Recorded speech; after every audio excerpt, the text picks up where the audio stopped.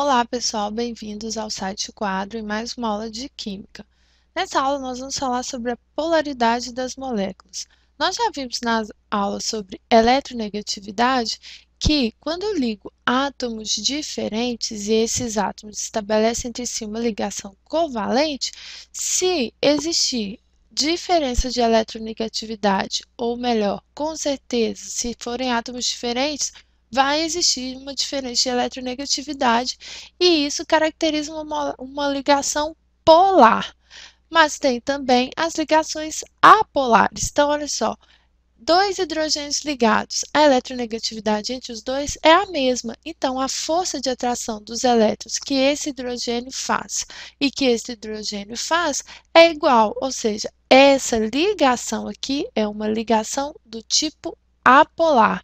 Já aqui, o flúor tem uma maior eletronegatividade, ou seja, ele atrai mais os elétrons da ligação do que o hidrogênio. Aqui no flúor surge um polo negativo, enquanto no hidrogênio o polo será positivo. Como há aqui a presença de polos, essa ligação é uma ligação polar. Porém, se a ligação é polar, deixa eu fazer aqui outro exemplo. Imagine aqui o berílio ligado aí a átomos de hidrogênio. A eletronegatividade dos átomos de hidrogênio é maior, então aqui nos átomos de hidrogênio existe um polo negativo, enquanto no berílio existe um polo positivo. Ou seja, aqui a força de atração é igual. Aqui a força de atração ela vem em direção ao flúor. E aqui a força de atração sobre os elétrons da ligação vai em direção aos hidrogênios. Tendo essa molécula aqui uma ligação apolar, a molécula também é uma molécula que nós chamamos de apolar. Então, a molécula de H2 é uma molécula apolar. Sendo aqui a ligação polar uma única ligação, tendo aqui o sentido na direção do flúor, essa molécula aqui, que é a molécula de HF do ácido fluorídrico, é uma molécula polar. Agora, olha aqui. As duas ligações são polares, nesse exemplo aqui.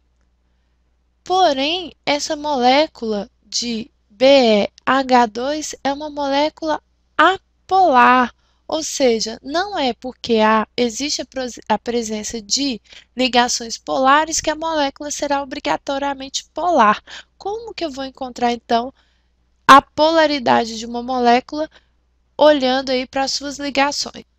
É o que nós vamos aprender nessa aula. Quando tem uma ligação somente, se a ligação é apolar, a molécula é obrigatoriamente apolar. Se a ligação é polar, a molécula é obrigatoriamente polar. Mas quando existe mais de uma ligação, o que eu tenho que fazer? Eu tenho que somar os vetores, porque essa força de atração aqui, ó, a gente chama de vetor, a gente sinaliza aqui como um vetor. Então, o que acontece aqui no caso do BeH2. Então, o que acontece aqui no caso dessa molécula?